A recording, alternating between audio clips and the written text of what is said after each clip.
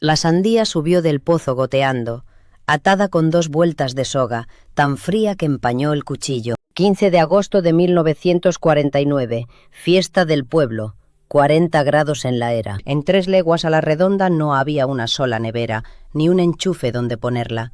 Y aquel día todos comimos la sandía más fría que he probado en mi vida. Así tenía la comida fresca sin nevera ni electricidad, con los secretos del frío de antaño, esos que ya casi nadie recuerda. Nos han hecho creer que antes del frigorífico, la comida se echaba a perder en unas horas y se vivía comiendo cosas medio pasadas, y no es verdad. Lo que pasa es que el frío no se compraba, se buscaba. Lo tenía el pozo, lo tenía el muro, lo tenía la noche entera, y aquella gente sabía exactamente dónde vivía cada frío y cómo traérselo a la mesa. Y hay un culpable de que hoy no sepas ni dónde buscarlo: la publicidad. En 1960, en España, solo 4 casas de cada 100 tenían frigorífico, y se comía fresco. Pero llegaron los anuncios de los Kelvinator y de los Superser, con su señora moderna y su hielo en cubitos, y llamaron moderna a la que lo compraba a plazos y atrasada a la que seguía con su botijo y su fresquera. No te vendieron el frío, que ya lo tenías gratis. Te vendieron la vergüenza de no pagarlo. Hoy te devuelvo esos secretos uno a uno, empezando por el armarito verde que mi padre le hizo a mi madre. Y el último de los 12 es el que nadie se cree. En la España sin luz había hielo en pleno agosto, hielo de verdad. Y te voy a contar de qué monte bajaba y quién lo subía hasta la mesa. Antes de bajar la cesta al pozo, dale a suscribirte y arrima una silla.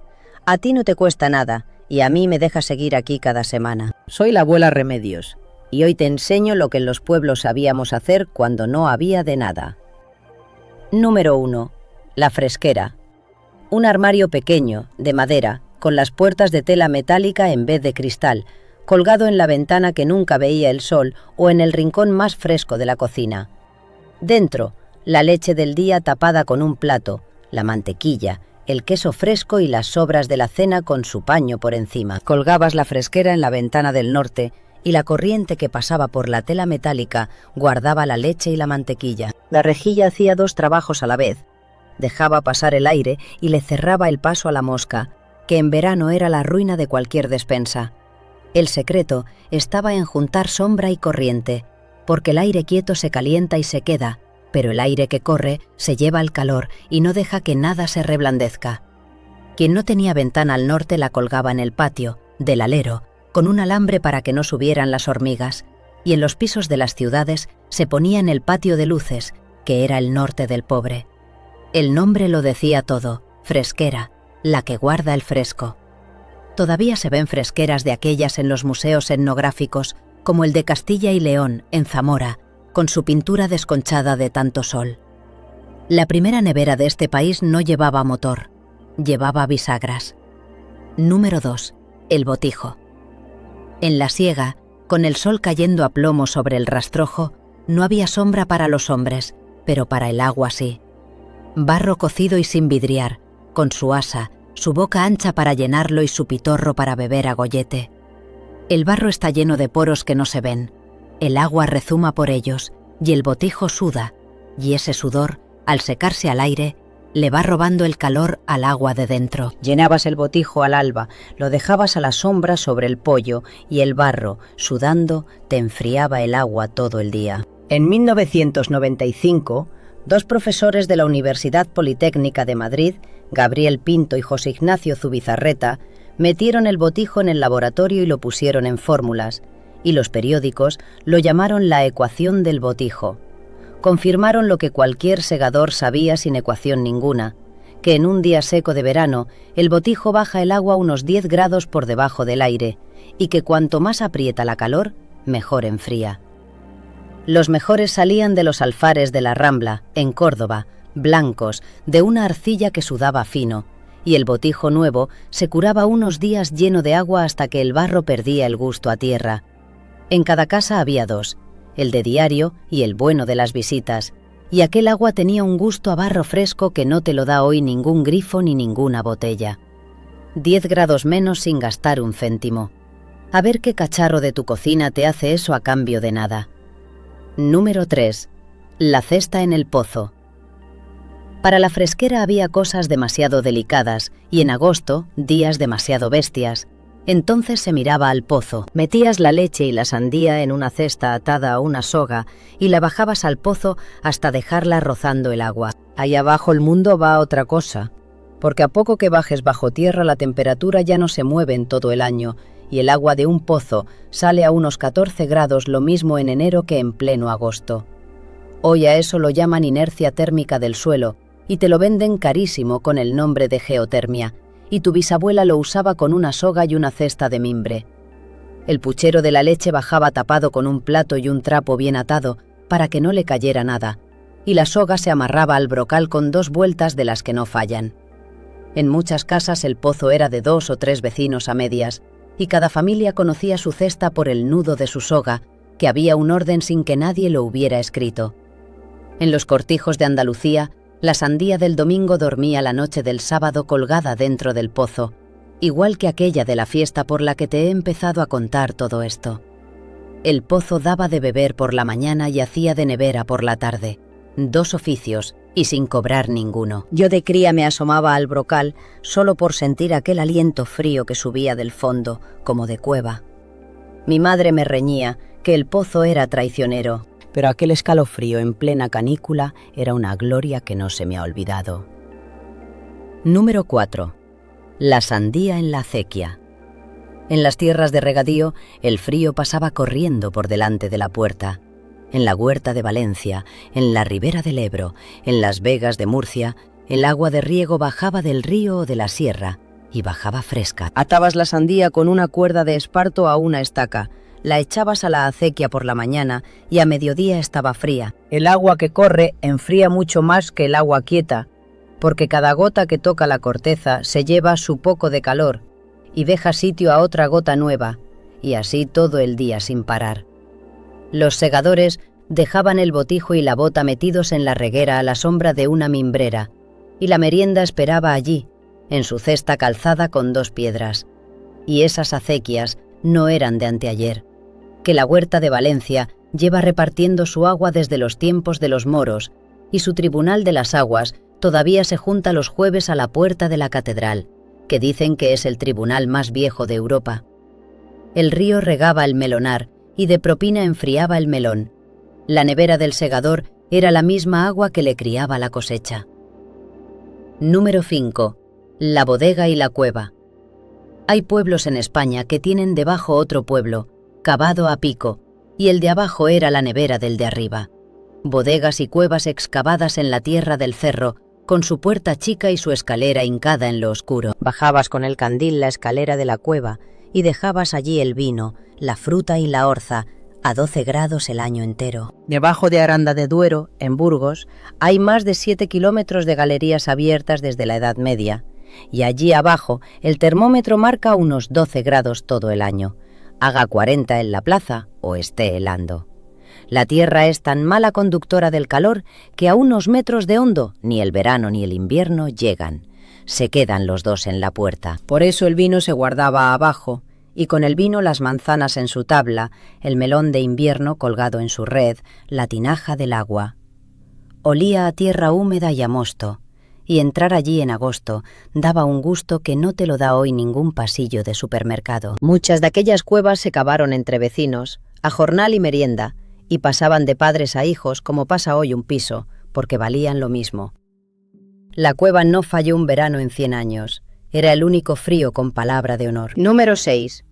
El muro grueso y el ventanuco. Aquellas casas se construían pensando dónde iba a vivir el frío, igual que se pensaba dónde iba a dormir la familia.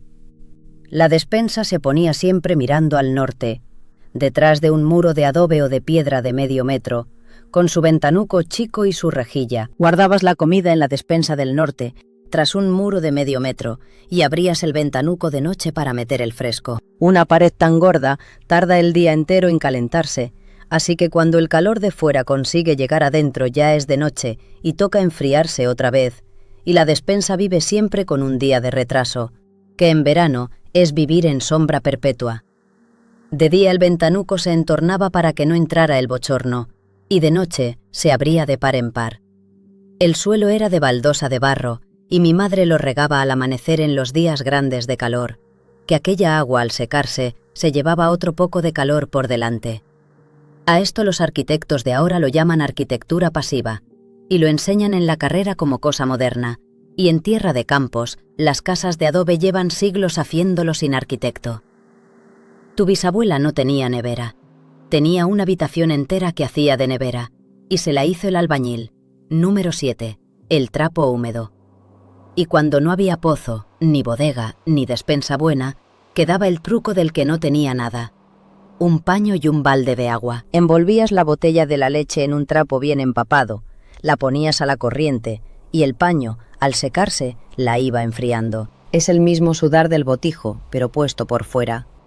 El agua del paño se evapora y se lleva el calor de lo que envuelve, y mientras el trapo siga húmedo y le dé el aire, aquello no se calienta. Había que volver a mojarlo un par de veces al día, y ese era todo el mantenimiento. Así iba la mantequera al mercado, así tapaba el lechero su cántara con arpillera mojada, y así llevaba el pescadero la caja por las calles, cubierta con sacos empapados, pregonando. La sardina que salía de Santander de madrugada llegaba tiesa y brillante a Palencia debajo de un saco mojado, sin una sola máquina en todo el camino. Al frío de los pobres no le hacía falta aparato, le bastaba un trapo, un balde y una corriente de aire. Número 8. El sereno de la noche. Ahora viene el que a mí más me gusta, porque este frío caía del cielo.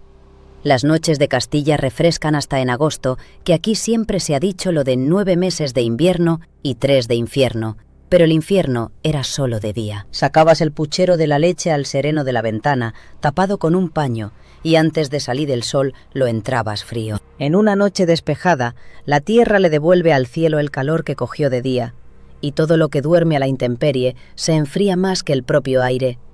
Por eso amanece escarcha en los tejados sin haber helado. Los persas, hace más de 2000 años, fabricaban hielo con ese mismo frío del cielo, en unas balsas someras en mitad del desierto, y lo guardaban en unas torres de adobe que todavía están en pie. Aquí no hacíamos hielo, pero el melón, la botella del agua y el puchero dormían al relente y entraban de madrugada a la despensa con el fresco puesto, para aguantar hasta la hora de comer.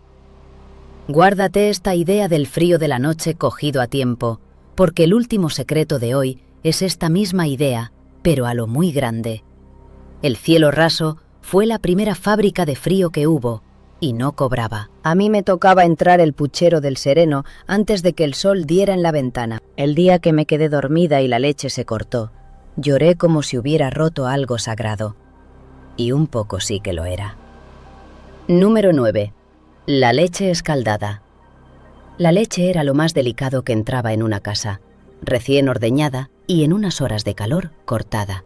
Y la primera defensa no era el frío, fíjate qué cosa, era el fuego. Ponías la leche recién traída a hervir, la apartabas al primer borbotón y tapada con su paño aguantaba el día sin cortarse. Lo que corta la leche son unos bichos que no se ven.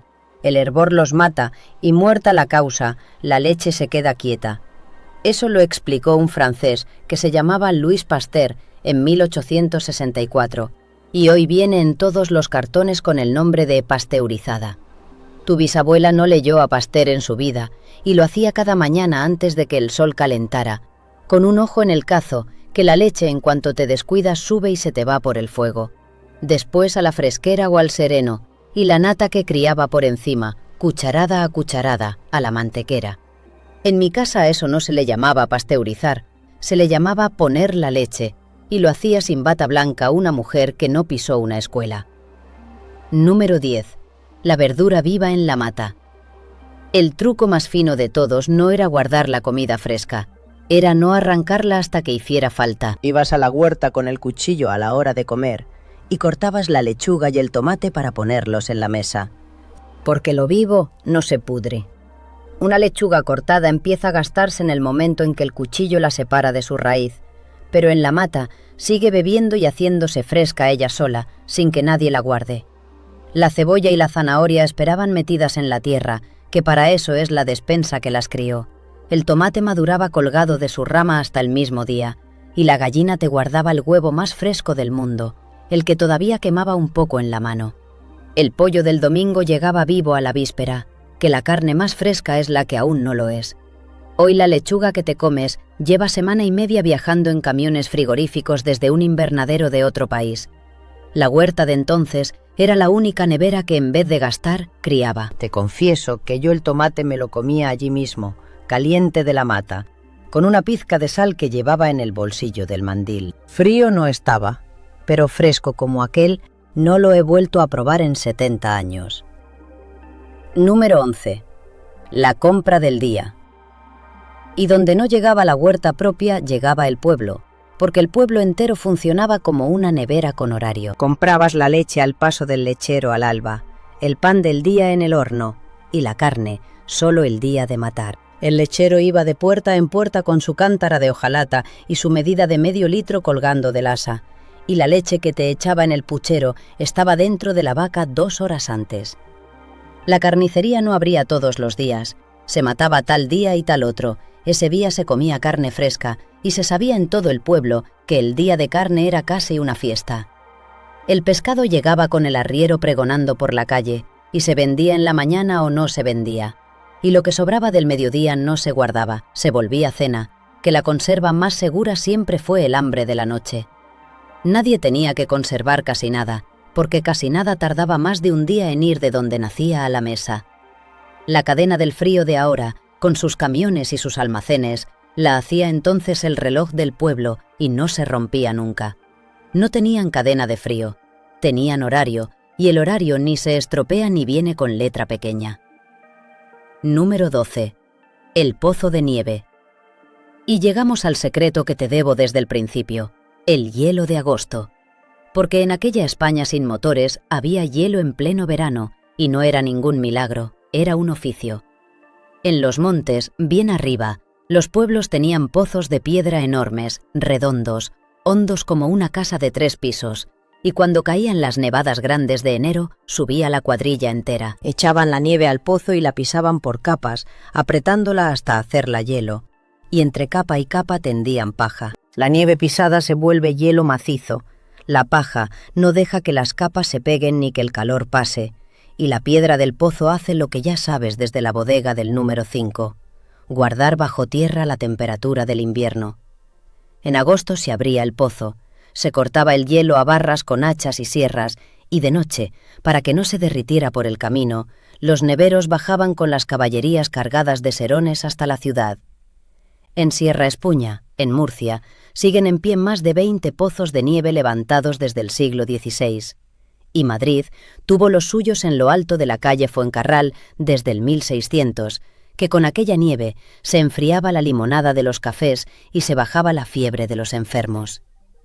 Hasta impuesto tenía la nieve, la renta de la nieve, que la corona cobraba por cada libra, y cuando algo mueve dinero de verdad, el rey nunca anda lejos. El hielo de verano no lo trajo la electricidad, que llevaba siglos bajando del monte a lomos de un mulo. Lo único que inventó el motor fue cobrártelo cada mes.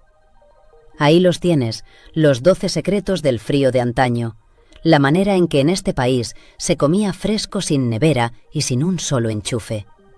Y te juro que los he visto casi todos con estos ojos, la fresquera verde de mi padre en la ventana del norte, la sandía subiendo del pozo, goteando y empañada, mi madre benigna regando la baldosa de la despensa al amanecer. No te digo que tires tu frigorífico, que yo tengo el mío y bien que lo aprovecho, que la vida de ahora es la que es. Te digo que no te creas que el frío lo inventaron ellos. El frío estaba en el pozo, en el muro, en la noche y en el monte, y aquella gente sabía ir a buscarlo con una soga, con un paño y con un mulo. Los anuncios llamaron atraso a toda esa ciencia para venderte la suya a plazos, y lo que enterraron de verdad no fue el botijo, fue el saber. El día que venga un apagón largo, en tu bloque se perderá la comida de 100 neveras en una tarde. En la casa de mi madre no se perdió la leche ni un solo agosto. Así que esta semana, si puedes, bebe agua de un botijo, o deja la bota en la corriente de un río, y verás lo que es el frío que no se paga. Y luego baja a los comentarios y cuéntame si en tu casa había fresquera, pozo o bodega, y dónde guardaba tu familia la sandía en agosto, que los leo todos, uno por uno, y quiero saberlo. La fresquera verde de mi padre acabó en la lumbre el año que entró el frigorífico en casa, y todavía me pesa. Tú ya sabes dónde vivía el frío, que no se pierda lo que sabían nuestras manos. Cuídate y guarda lo que aún sirve.